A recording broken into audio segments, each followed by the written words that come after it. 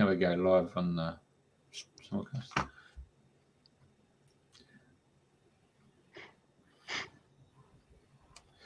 Well, there you go, folks. Just gone past 7 o'clock in Queensland. And for those who have just come in on Facebook and YouTube to watch the shows, fantastic. Of course, we're in Queensland and we broadcast at 7 p.m. and you'll probably just realise that from next early hours of Sunday morning in Australia, we'll be going to daylight saving, but not Queensland, Northern Territory or Western Australia. So for our friends down south, just make a note, it'll be 8 o'clock, not 7 o'clock. And naturally enough, you all know the drill. Top of the totem pole in the Northern Hemisphere, in the lady in pink is Andrena. And the two men are in black. There you go. It's a black day for Australia. I wouldn't know about that. Okay, welcome everybody. And for those old and new listeners to Dreaming the New Dream, today it's Thursday, the 28th of September, and we've only got a few days left before we hit October, would you believe? Anyway, today it's my great pleasure to welcome Neil H. on the show. Welcome, Neil, and it's lovely to have you on here. Hello, Andrena, and thank you for having me. Lovely to be here. So we go back, we were just talking 1997-ish, when my sister and I and Sandra, we all used to go to Bill Harrison's workshops and different things. And then Bill always used to play your music. So I know you sort of hit the scene around that time. And I remember he always had the picture of Patrick's of healing hands and playing your music. So we've had your music ingrained in our ears for quite a long time.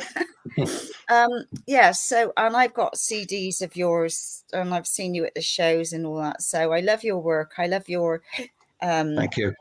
How you put it all together. So would you like to start how it all started? Did you come from a musical background? Were your parents, would you like to share your story? Okay.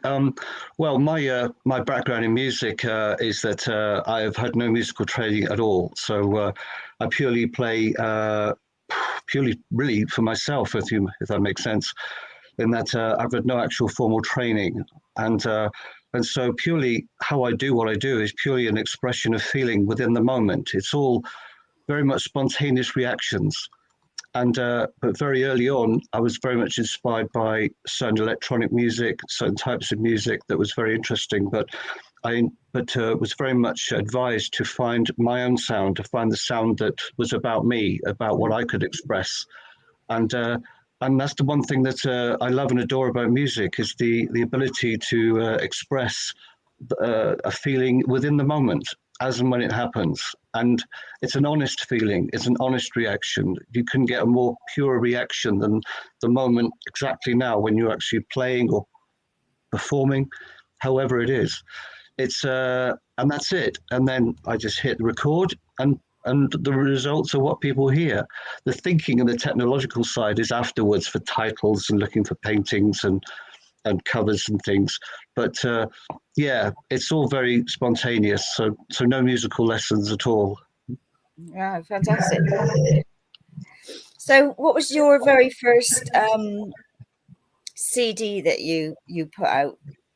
Well, the very first album I first released was back in 1993, 30 years ago this year. And I'm celebrating my 30th anniversary since starting. And that was an album that was on cassette tape called Echoes from the Mist. And it was only a small, simple thing. It was just a group of tracks. And my grandmother at the time was, she was doing a reflexology course. And she said, "Oh, that's nice. I like what you're playing there. And we could do with some of that in our little sessions." Like, I hadn't a clue what any of that was back then. I mean, I was only young. I was only about 17, I think, 17, 18. And then the idea was to then go to a studio, because I didn't have the gear I have now. I don't have the home studio like I have now. To find a studio where I could record these tracks. And back in the day, it was a huge mixing desk with reel-to-reel, Rampex reel-to-reel tape. So it was very much early days. And and I had literally a week to record this whole album in. So now I have the freedom whenever, 24 hours, to sit here, play something, whenever the moment inspires me. But back then it was literally a week to record this whole project. So I had to memorize everything, so I couldn't write any of it down, can't read or write music at all. And that was it. It was just go there, record this, and then the rest is history. And what a gift that you didn't study music and you're doing it from your own being, if you like. Yeah, well, I'm not kind of influenced, if that makes sense, from those kind of structured ways of working. I just play purely how it feels, or why would I feel it otherwise? It's there for a purpose. It's there for a reason. The hardest part is actually being here and being available. So I'm here and available without the distractions of life, you could say. And most of the time I record here at nighttime during the stillness, because there's something quite about the energy about that's kind of, I find, very, very powerful and far more, I don't know, less distracting, I suppose. Yeah. I remember having a cassette tape. Oh God, I can't remember when. You used to, I can't remember exactly what it was, but it was something to do with my soul's frequency or something. And you put something together, and I remember I used to play it in my little cassette. Oh, right, yes. That was something that I did early on, or quite a few years ago. So I worked on variations of working not just with music, but actually with sound itself and certain frequencies and things, and seeing how certain frequencies can affect the body and the mind, and how certain ways of working with the sound and the vibration of the sound can actually enhance someone's ability to relax easier, to relax better, to be for their own for well-being. And rather than the structural themed music, what about the individual's own particular sound? And I did a thing called, I think, Resonation of the Soul, I think it was called. Yeah, where it was taking someone's name and turning the name into a sound, into a chord, so they could feel their own vibration, because everyone's going to be different to everyone else.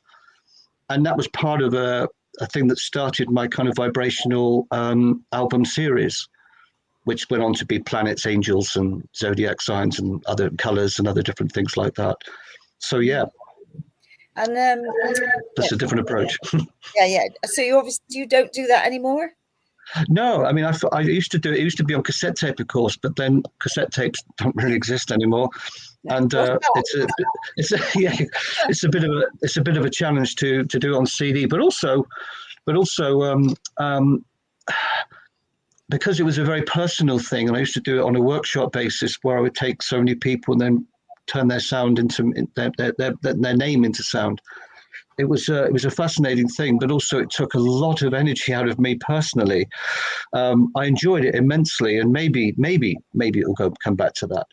But also I found that that particular process could work very well on a generic level. So to go with albums, to do with angels, planets, colors, things that people could use for like chakra cleansing, things like that, on a more of a group scale. Right, you mentioned earlier about your awakening. Would you like to share how you've become awakened? My awakening? No. I don't quite know how to answer that.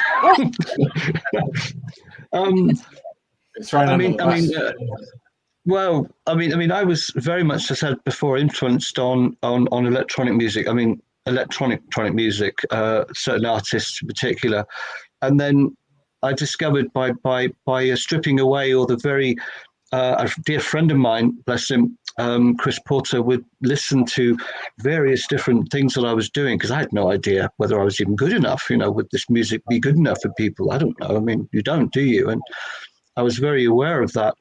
And he would kind of listen to bits and say, well, that's nice. This bit here is nice. That bit is nice. And I would strip away all what we called the work stuff that's already been done, the more high-tech, technical kind of music, and then focus just purely on the simple melodic melodies that would kind of create a sense of peace, relaxation, just something. In other words, to find my sound. So I suppose you could call that an awakening from where I was discovering my sound and where that could lead. And then the multiple facet ideas of where that could lead again. And all that is all intuitive. I mean, if I had an idea for a piece of music right now, it would be now, I'd record it, and that would be it. What will happen next? I don't know. It's all down to being, as I said, available, ready in the moment to be here to record and allow the moment to dictate that. And I wonder how many people can say that when they do their music. Well, I don't know, but that's how I do it. Yeah, it couldn't be more simple. I couldn't be more simple than that. Actually, I can't read or write a note, and I couldn't tell you what key any of the music's in. It's just, oh, that feels nice, and then I hit record, and that's it. It's quite simple, it's quite straightforward. Sometimes I've done that in a live environment as well, in a live concert environment where I've tried to be within the space where there's lots of people around and see if that can help. Because sometimes other people in the same space can act as another energy. In a way, it makes it like a spontaneous live session. And those are other things that I'm looking forward to possibly do in the future, where I've already started working on taking people on journeys with in the 432 hertz frequency, where people lie down and in a sound bath kind of way, but with my interpretation using synthesizers, because then the synthesizer can take me wherever the intention I feel takes me. I'm not limited by what the sound can be. If I want to go a bit further than the conventional instrument, a synthesizer can do that. And that's what I love about it, the endless possibilities. Because I know, like, I've gone to different festivals and different workshops and different things, and all of a sudden your music has got its own unique sound, and you think, oh, there's one of Neil's. You recognize your music, wherever you go. Anybody could play an odd piece. Well, I would know your music anyway, but then I've known your music for like over 20 odd years. So yeah. God. I'm feeling ancient, eh? Anyway, not at all. Are you going to give us, how about, have you got the very first one that you did, was Echoes in the Mist? Oh no. Yeah. Right. Have you got it in order, Jeff, have you? Yeah. Okay. Oh, how's it? Because I used to love your whale one, then I loved the mermaid one, and then I love, you've got so much out there. Just hang on a sec. I thought I had that set up. So do you do, while he's looking, do you do many? Yeah. I know you always do the Secret World weekend. Oh yeah. You're a regular there. Yeah. So how many other shows do you do with it throughout the year? I do many, maybe 3, 4, 5 a month. I mean, this month coming up, I've got 7 fairs or 7 events in the 1 month, including on the 14th of October. This is the plug, everyone. A concert which I'm performing of my latest work, which comes out on October the 14th. Oh, wow. So I'm quite excited about that. Again, all these things are very much unplanned, but it's going to be an interesting thing. And when I play live, I use lots of visual effects and things as well. So it creates an immersive visual sound experience for the listener. Very, very minimalistic and simplistic. It's not kind of like a discotheque or anything like that. It's really just to get people away from the busyness, the very often stressful way of life, the modern life, and to try and create a moment of peace, relaxation for the mind and body, just to kind of come away. And it's a very simple thing, just to sit for, 10, 20, 30 minutes and listen to a piece of music and feel calm, feel more relaxed, and feel in tune with yourself, or give yourself a little bit of a bit of a reset, if you like.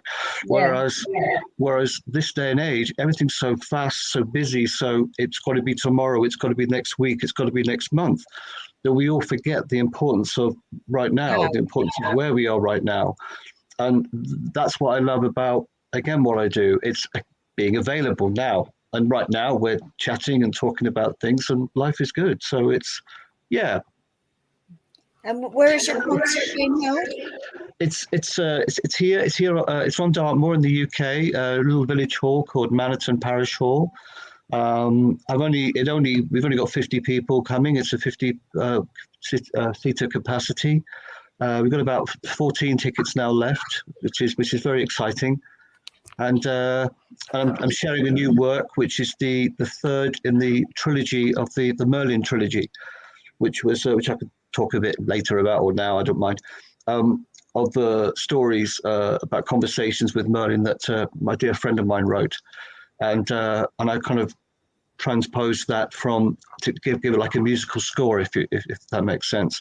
So sometimes I can be inspired by just a spontaneous moment, but also it can be by a story, it can be by painting. Depends whatever the moment is, wherever the feeling goes. Right. Yeah. All right, so we're ready to. Oh, yeah, sorry. No, I was just going to say about Carol's put about Neil's music. Oh. H stands for healing or happy. Yeah. No, yeah. Excuse me. Okay.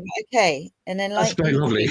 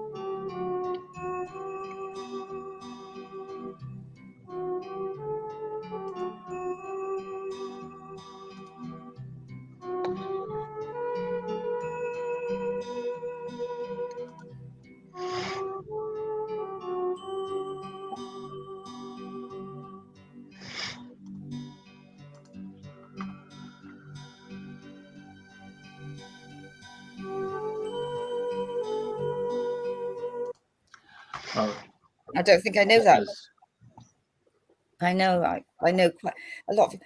Do you find like people at the show still like to buy CDs? Because like I'm the older brigade, and I like a CD. I'm not downloading MP3s and all of that sort of stuff. But that's just me. So do you still find that you're selling a lot of CDs, or do people say, "Can I get an MP3?"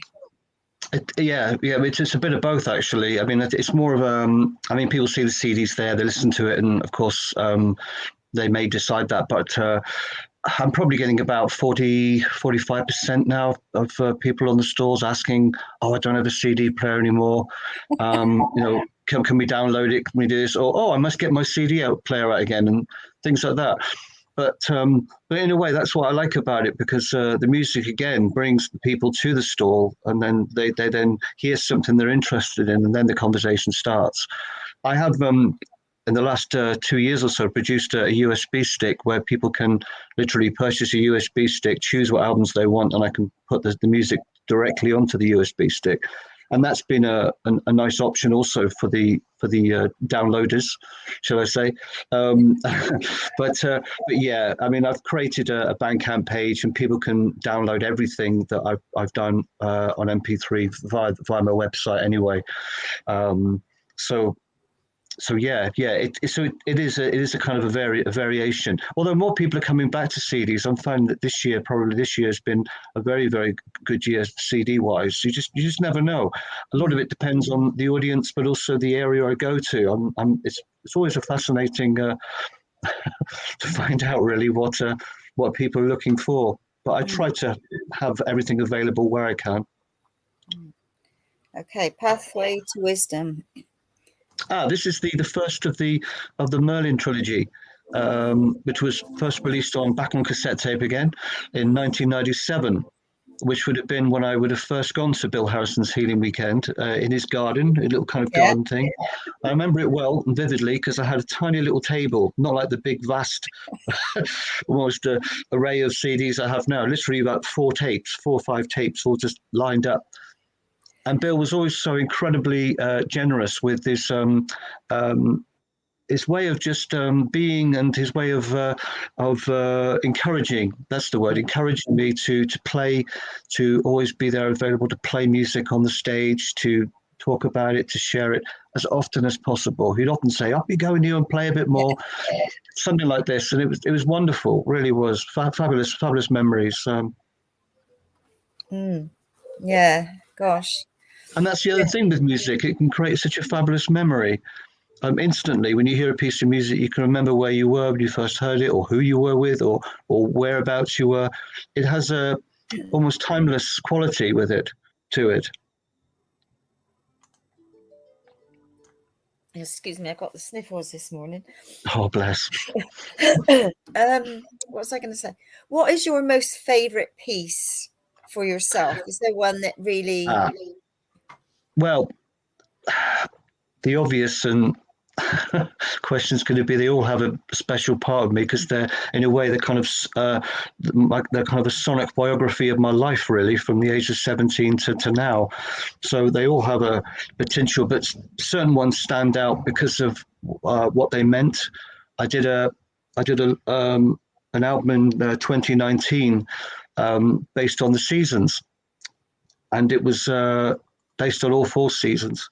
But I had the idea to record each part of each season at the height of each season, so the equinoxes and solstices.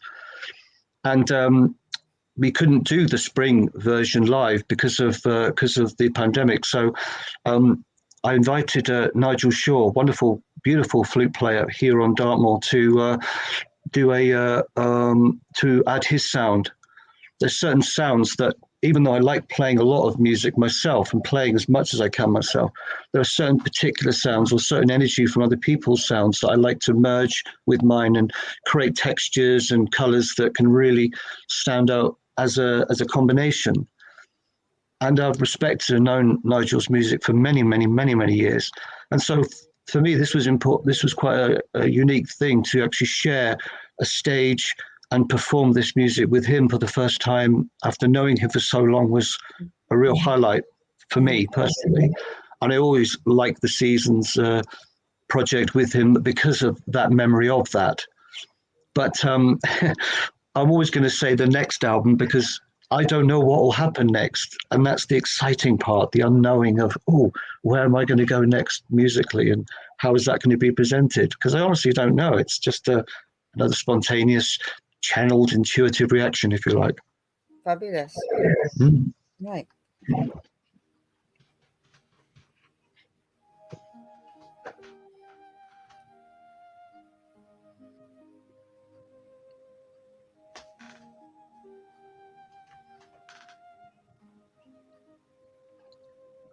I got a job to hear it. Is it me?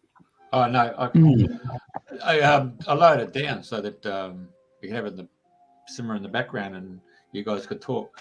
I'll turn it up now that you guys have stopped talking.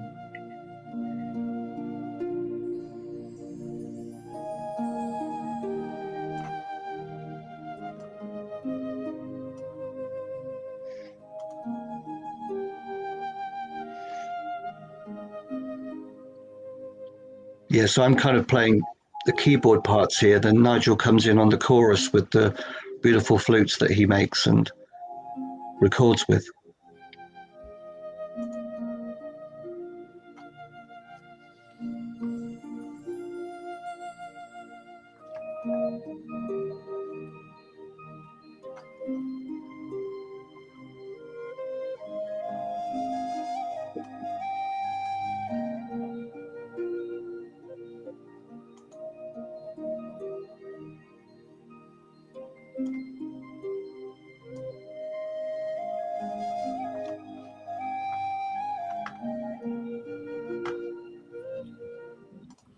All right. Lovely. I know it's like music is so powerful, and you could be going along, you know, happily doing whatever, and then a piece of music comes on and it could touch your soul, and up comes the emotion without, oh my God, where did that come from? But it, you know, it's an immediate reaction, isn't it, to Absolutely. power, you know, music is so powerful. And you kind of know when it's the right piece of music for you to hear, because you get those tingling sensations or hair standing up on the back of your neck. And that's what I was referring to by that kind of feeling, or that that kind of vibrational energy, the resonance that you feel. You think, oh yeah, that's almost your own intuitive self telling you, this music's for me. This is what I need to be hearing right now. It's your body's giving a response to something, or why would it be there otherwise? Yeah. You know, it's the same with, I mean, I've always loved film scores. It's the same thing for that. You take an amazing film, but take the film score out, it's a whole different film to watch. The music can really add, and it always does and always will add. I mean, sound is with us all the time. I mean, you can open your window in the morning and have a palette of beautiful bird life, or the city, depending on where you live. But I mean, people vacate to be near the sea because of the sound of the sea. So it's, you know, sound is everywhere, and it's such a fabulous thing. And you're talking about the sea. Where I am currently, I'm in Bude, and I've been down here for about 10, 11 days, and it's been absolutely magical. I don't know, never explored Bude before, but I'm surrounded by trees, and of course we've had a lot of wind lately, and it just sounds like I got the ocean. It's just lovely. I think it really sounds like being at the ocean. So yeah, very special. But you know, sound is so powerful, and we are sound, we are frequency, we are energy, you know, vibration. So it's a very powerful healing tool. It really is. You know, I think it's personally, I think it's one of the strongest forms of energy that there is. I really do. I mean, you know, it's an honest thing. I mean, what only thing that I would say that concerns me on the flip side of that is it's the intention of how it's used. Because music can be used in such a beautiful way to inspire and to uplift wonderful things that should be lifted, but also it can be used in the opposite way. And that's something that, you know, that's disturbs me a lot, to think that such a wonderful, beautiful thing is being, I don't use the word too much, abused, but is being mistreated for other purposes and for other gains, other than the source of the intention of what it should be about, which is the pure link to the raw energy of the universe. I know, like, you know, King Charlie's event, I thought it was like a blimmin' funeral. That's my thoughts. And I thought, my God, it was such a somber affair. And I thought, why don't they have something more uplifting? And, you know, anyway. That's a different type of music again, of course. I mean, I recently went to Wells Cathedral and saw some beautiful 400-year-old choral music being sung, and that kind of had my hairs standing up to think, wow, this is incredible, you know, because that's the difference when you're in these places and hearing those voices singing. Oh, I mean, it's quite something, very, very special, and fabulous. So you don't have to plug it in. They were just singing purely with the voice. And that's beautiful harmonies. But I mean, 400-year-old music still being sung now, it's just, it's a legacy that is vital. I think it's a vital legacy to our heritage. You know, music's constantly changing all the time. I mean, music now is really all about image. It's very much about image. It's not, I sometimes think it comes away from what music is about, the raw pureness of where sound comes from. It's not about hear the music, is about the person that goes with it now. And I've always felt that for me, the music is before me. It's very much before me. I'm just the vessel, the channel of which something comes and emerges. And if people want to hear it, enjoy it, wonderful. But equally, that's what I've always felt like that way. I've always felt that way. It's never been about me per se. I mean, obviously I'm here and I do what I do, but the intention of how I do it is a clear message, and there it is. And people hear it when they hear it back on the CD or the download or however, they're hearing it. from the pure intention of how it was first came through. There's no, oh, I now must go and do this, or I'm promoting this with it, or I'm promoting that with it. It's not about that. So Sorry, got a bit heavy then. No, it's fine. How many CDs have you put together altogether? Well, with my latest one coming out, as I said, at the October 14th concert, it'll only make 35. Wow. And I've done numerous other projects for other people as well as commissioned projects, which is all spontaneous. So I record the voice and then build the music around the voice as if the voice is telling me the story of where to go with the music itself. It keeps everything individual that way. Everything is, again, spontaneous, totally in the moment. And I never stop and go, oh, I'll go back and re-record. It's just there it is. And long may it continue. And your covers. They're very, I mean, a lot of them are very celestial and I mean, they're beautiful. Yeah. I know a lot that you've had with Patrick. Are all of these Patrick's, or are these a lot of your own? Well, the paintings are very much as important. They're important to me. That's one of Patrick's there now, Winter Stillness one there. A lot of the, all the paintings are as important to me as the music itself. They're the music's identity. I always like to have the energy of the cover to have some sort of connection, or have a connection to the music, rather than just be a pretty image to sell an album. You know, it's got to relate. And so that one in particular we're looking at now with Winter Stillness was a Patrick Gamble image called A Winter's Dream. And I was playing right here where I am now, just playing some simple piano, some choirs, bell sounds around winter time. And I thought, I quite like that. That would be quite nice. And I'd re-recorded some of my previous pieces in the 432 hertz frequency. And then asked Patrick, I said, well, I've seen this picture and it resonates with what I'm doing around this era, this time of the year. And it might provide a bit of winter stillness in the sometimes difficult times winter can bring for people. And this will create a moment of calm. And as always, Patrick was incredibly supportive and very kindly gave us permission to use the image. But he's not the only one I've used. I've got other artists as well who have used paintings and things. That's actually a photograph of me stood in the middle of a field. Really? Yes. And elements, meaning elements of me, elements of my music. So elements, I created 3 playlists over the lockdowns, and effectively the idea of that was to create long tracks that people could listen to during what could have been a difficult time for people, so they could hear full samples of my music.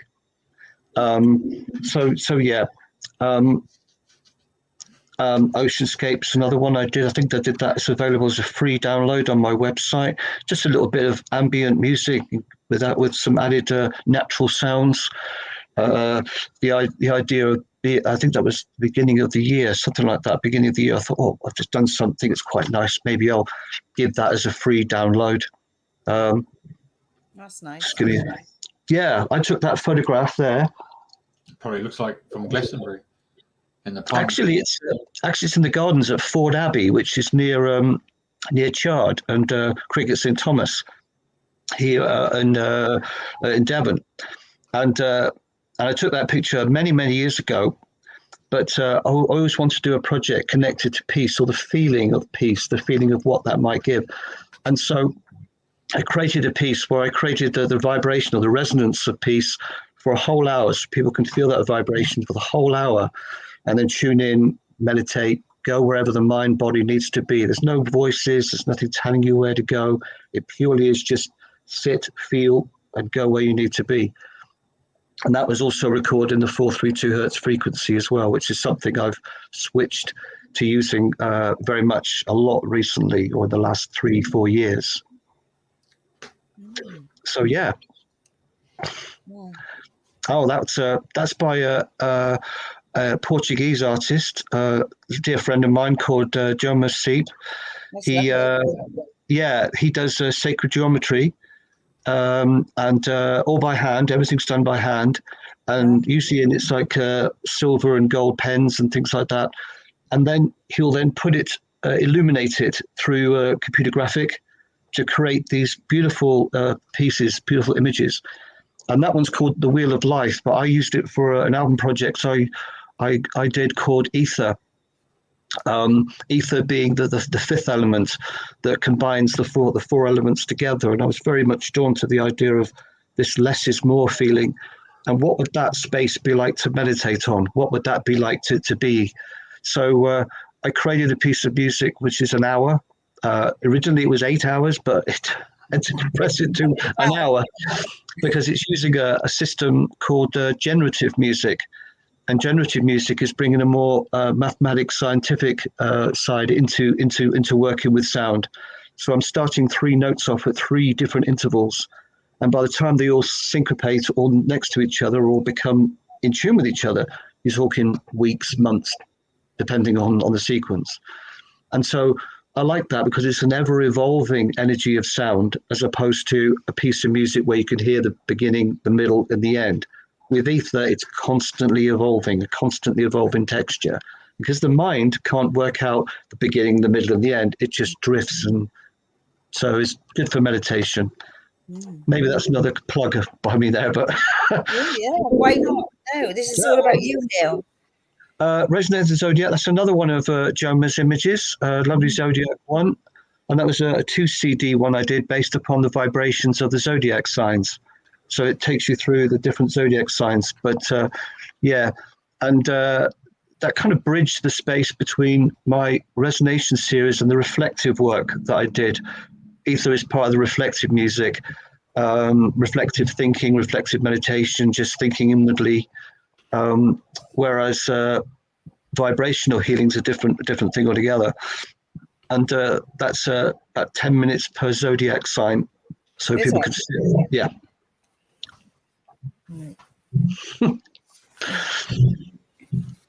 Yeah, well, that was me in concert, and last year and this year I did 2 concerts, one in Dartmoor, one in Somerset, called Night of Enchantment. And during those evenings I decided to change some of the music and uplift it to make it more of a live concert feel, a little bit more of a celebration.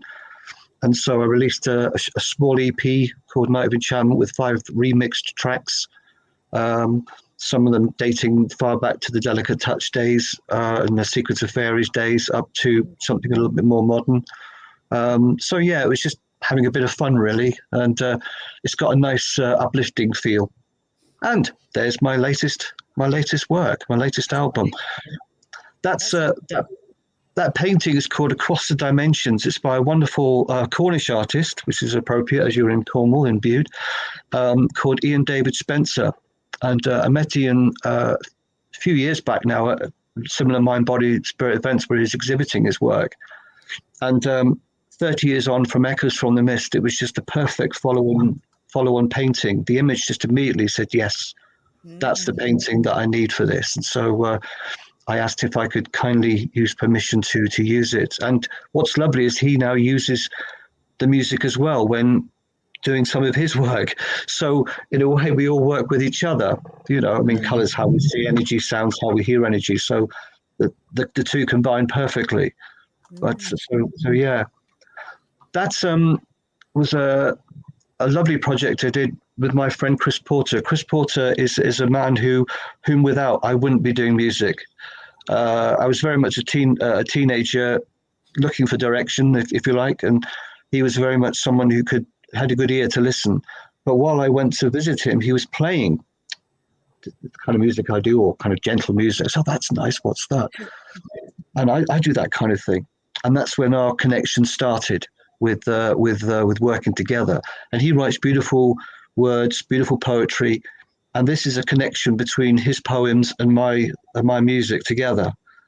So a lot of his words are about philosophy, about a lot of it's deep thinking stuff. It's really, really lovely. But I find him very much a life coach from that perspective. It's been very, very supportive and continues to be. And he also wrote all of the Merlin saga trilogy as well of stories, which were conversations with Merlin as if he was like a guide, a spirit guide. No connection to the Arthurian legend, but which is very uplifting, inspiring. But word, like music, can take you places, can add a different dimension of thought. I'll tell you what else he's done. He's got words to music, music to words.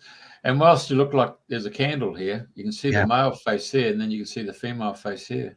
That's it. Yeah. Yeah. He's playing words. And that was his design. He also designed that, and he wrote a lovely poem about that connection between the two, which is which the book of all the poems comes with the CD. Yeah, that's interesting because you know, like a lot of people do the music and then they bring the words in, but there's a lot of people, like you say, written lovely poetry and words, but haven't got the music to go with it. So yeah, interesting. That was the follow-on. Again, his own design, but he had written a lovely selection of poems, I think back in the 80s, and he always carried around a notepad and pen in his back jean pocket, hence the cover. And always ends his letters to people as love and friendship, Chris. That's just the way he is, such a lovely and very inspiring gentleman. And he then asked me or commissioned me to write some music for this project. Very, very simple, but very, very beautiful words and poetry. Yeah.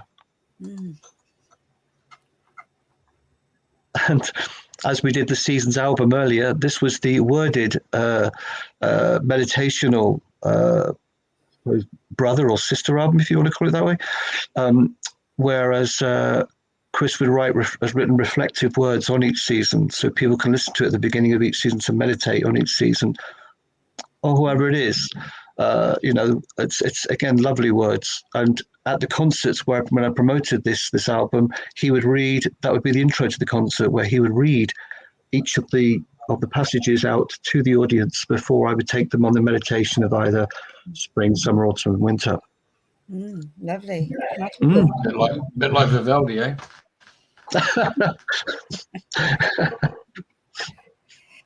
Yeah, I've got a slightly smaller orchestra than he has. Just me.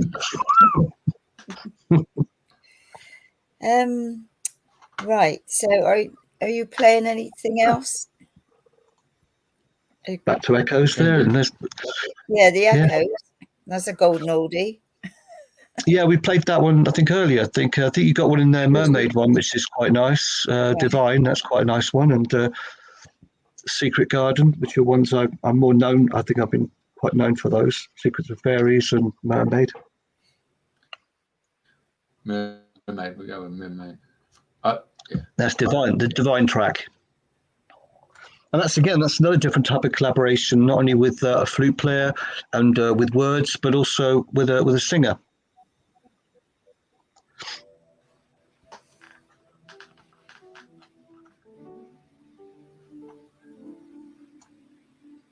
And I know for people that used to go to Bill's and the workshops and what have you, would this like a reminder of going back in time, eh? Yeah.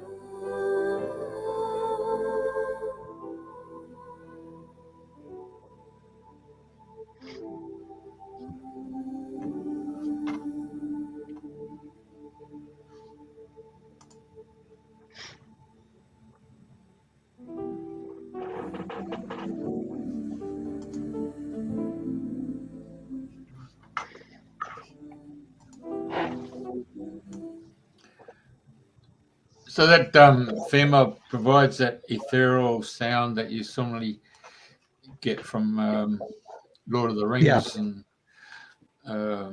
quite celestial, ethereal, isn't it? Yeah, yeah. Well, I had her down to the studio just to do some sessions to see what would happen. It's very spontaneous, intuitive again. There was no real project in mind as such.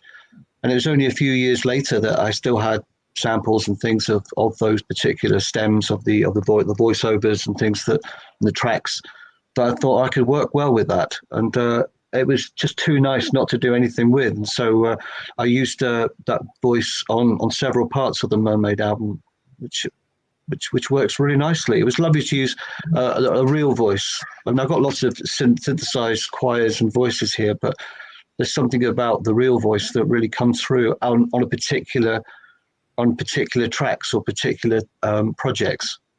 Because that's the other thing. That's also another spontaneous thing. If I think, oh yeah, I need a bit of this or I need a bit of that, like the flutes with Nigel, like the voice on Divine or wherever. I mean, I'd also worked with Celtic harp and acoustic guitar player on the Waterfall album, which I did many years ago as well. But I met them on stage at an event in Penzance in Cornwall, and they just happened to be playing one side of the stage. I was playing the other, doing my thing on intervals. And I said, oh, why don't we try something together? Oh, let me just start playing, and I liked the connection of what we're doing, and then the rest ended up on an album. So it could be as easy as that. You never know. Exactly, yeah, because it's true, it's honest, it's how it is.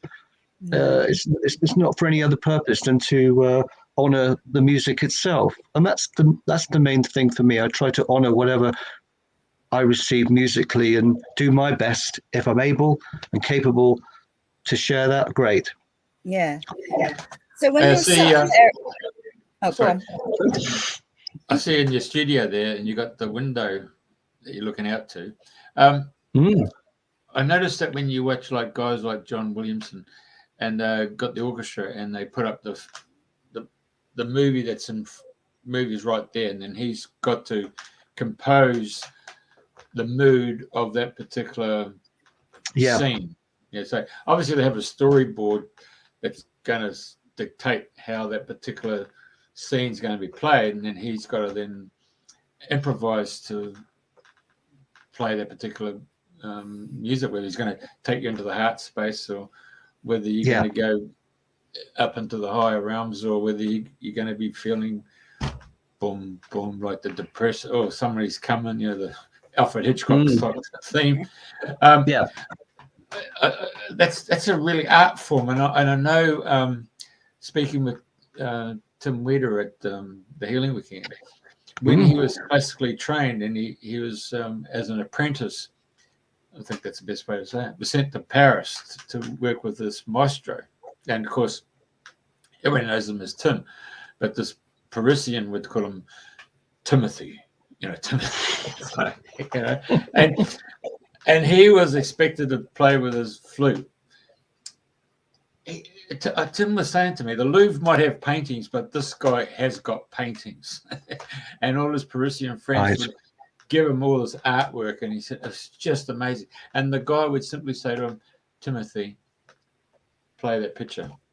And I'll tell you, when listening to Tim, to find how you might have blue sky, and then you might see an eagle up in that sky, and then you might see a sparrow, or you might see a hare, and he's got to dictate.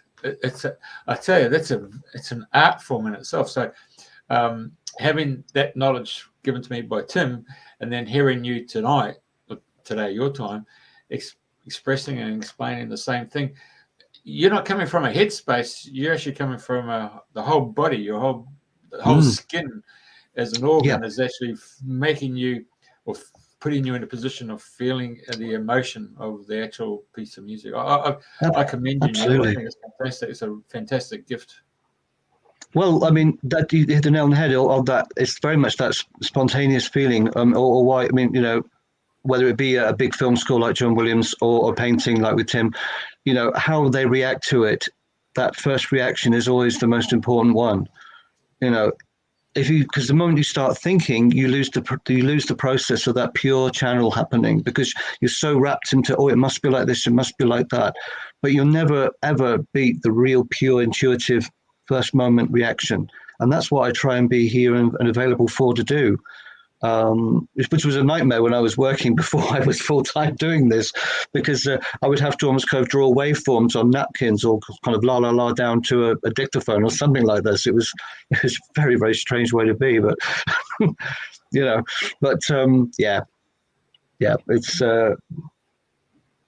it's something I enjoy immensely, and I hopefully will continue doing if I'm able and capable, and the messages or the music still keeps coming through me.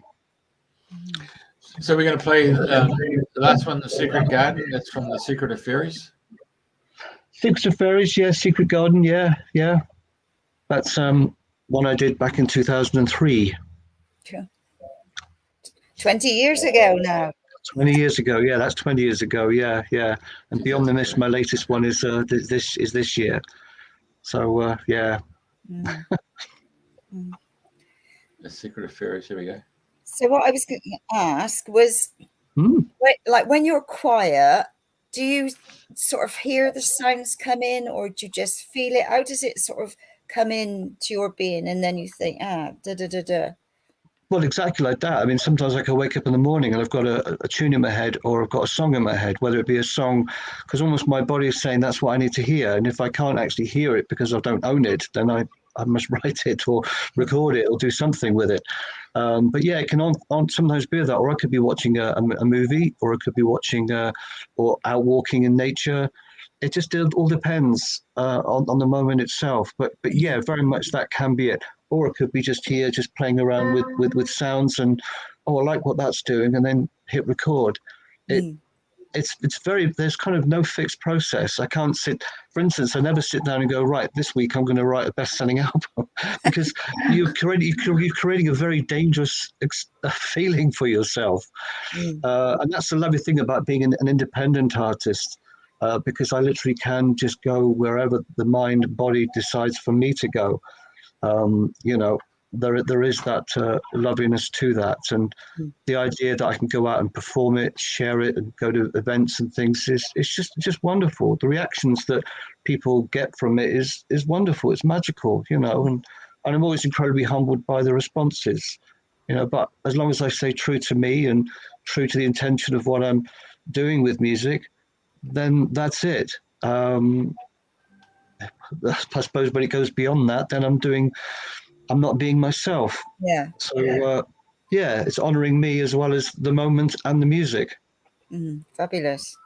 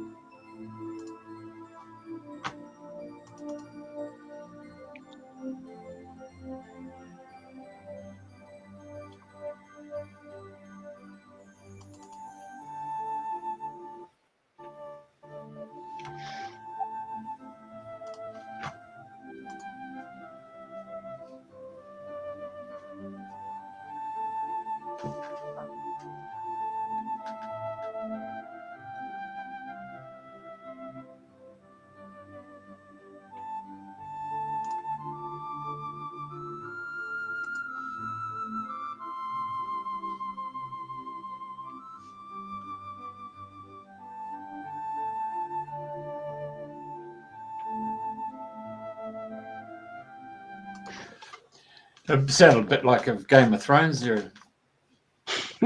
Written before Game of Thrones came out of my head. Yeah, exactly right. Yeah. So it takes you into that space, doesn't it? Well, that's it. It takes you to a place, and music can transport you to all different places and moments of feeling. Yeah. So 432 has been a new beckoning for you? Yeah. In the last 3-4 years, I've been switching from the 440 hertz to 432, which is the frequencies that tune more into the frequencies of the universe and to nature. And it's made such a difference. I really find it's made such a difference. And I never even knew I was playing out of that frequency until it was given to me by a fantastic handpan maker and player called Philip Bramhill, who sadly passed away this year. And he was basically at fairs like I do, and he was playing his handpans, and I can't play along with your music, Neil, because you're on a different frequency to mine. Then he told me about the frequency of 432 compared to the 440. And I then researched it and then decided, if I can tune my studio to that, great. And I could do that. And that was another enlightening moment, you could say, or awakening moment, if you want, and I've not gone back since. It feels so nice. It's a real lovely purity of sound that works lovely, not only for the healing sounds of handpan, gongs and things, but also even with the synthesizers. It really creates a whole different level. So how do you actually do it with the synthesizers? How do you mean? How do you actually do it? How do you? Well, I've got to. Well, my software here. With the software, I've got to tell the software what I've got to tune the software to a particular. I can tune it to a particular frequency. So you go up so many semitones or down so many semitones. And so I've had to kind of discover how to do that into the 432 hertz or whatever else of frequencies are out there. There's 528 and there's a few others as well. And that's basically it. Because you can't just, for instance, that piece of music just playing, Secrets of Fairies, to make that as a 432 hertz piece of music, I have to go back and re-record it from 432 hertz in its original conception. I can't just go back and change it to 432 hertz and hit record. It doesn't do that because the original piece wasn't recorded in 432. So it has to be, the studio has to be prepared for that already. Hope that answers the question. Well, actually, I've actually been looking at putting all our songs onto 432, and there is a conversion software program that will do it. Oh, there is. Oh, okay. I wasn't aware of that. See, I'm learning something new every day. Well, I do know it's going to be a lengthy job, but I haven't been given some really serious thought. Yeah. I thought after doing 34 albums, to go back 30 albums and start again would be a bit of a challenge. Although with the Beyond the Mist one, my latest album, that CD2 or the second CD on that is the same Echoes from the Mist from 30 years ago, re-recorded into the 432 hertz as if I'd recorded it now, which I did completely from scratch this year. And I thought I'd do that to honor the 30 years.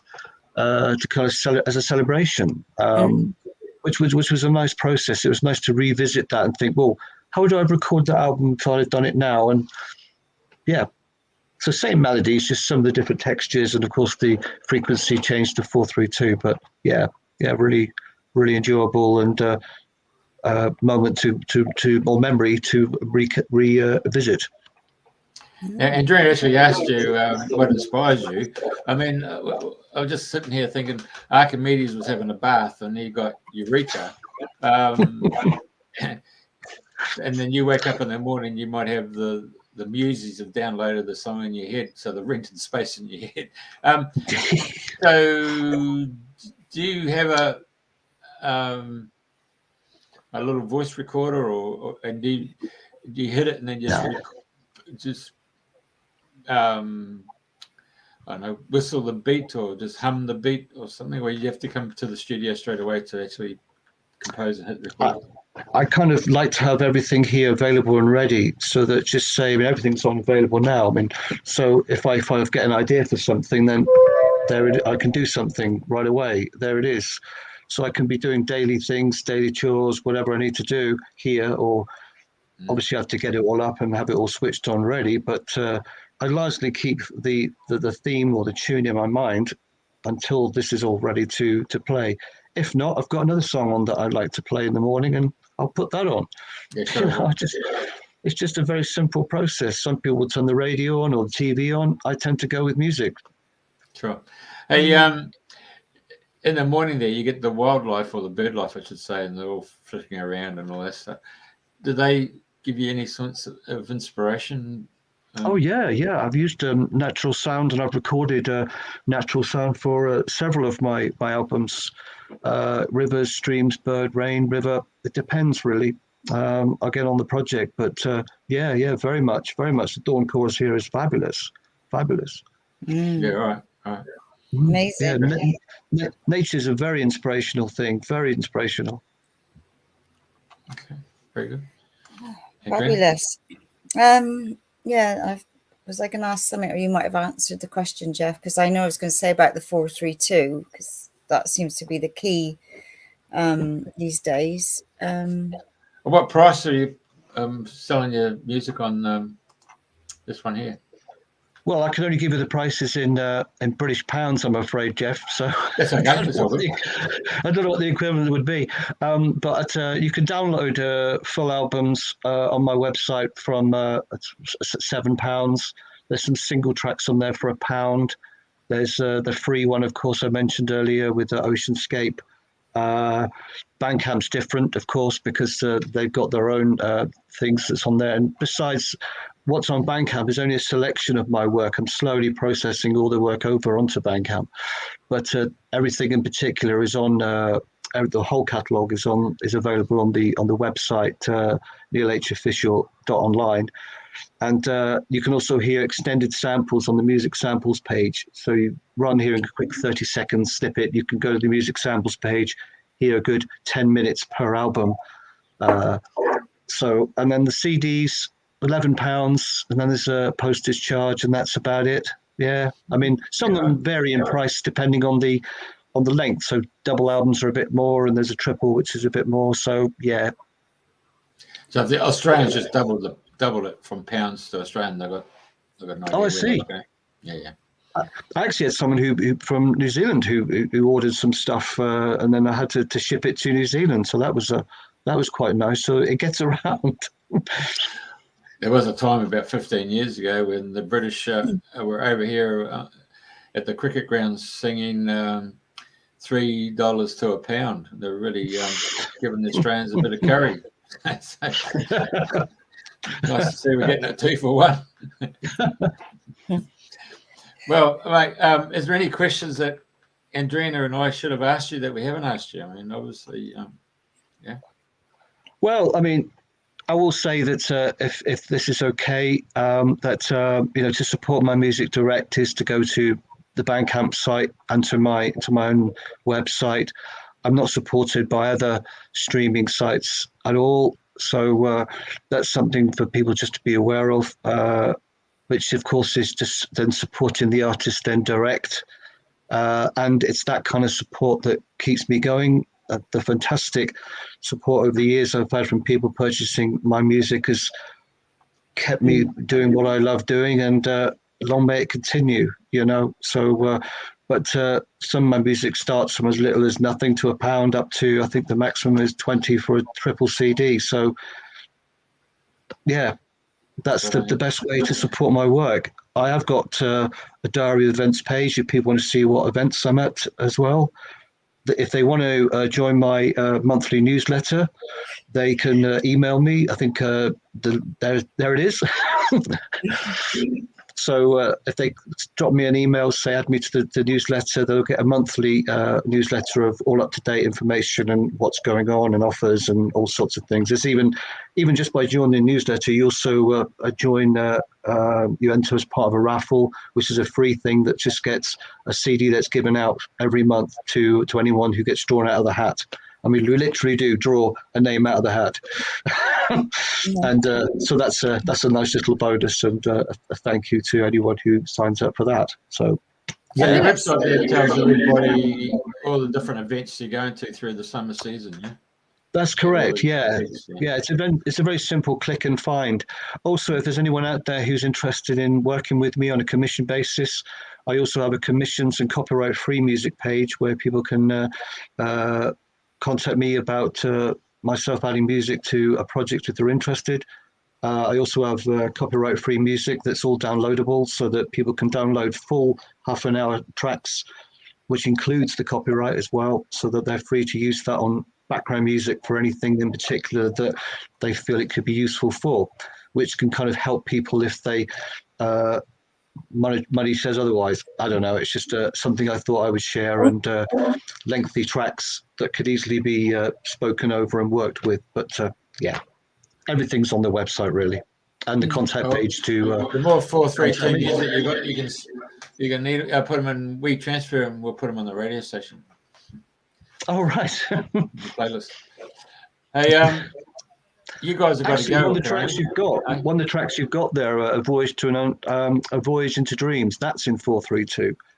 I think that's the only one of the tracks which has sent you in 432. But yeah, I can certainly do that. I'll put that in the playlist. Definitely put it. Brilliant. In the playlist. All right. Okay. Andrena, you got anything else to say? No. No, it's been an absolute delight, Neil. It's lovely to see you again. And like I said, didn't have time at the healing weekend because the weather was so atrocious on the Friday. It was interesting. It was interesting. Yeah, well, thank you both so much. It really is a privilege to have been asked to come on your Dreaming the New Dream show this morning and this evening. And I wish you both well. And thank you to everyone who watched and listened. It's been a real pleasure. Yeah, well, thank you for coming. It's been an absolute delight for us. Thank you, Neil. Thank you. Thank you to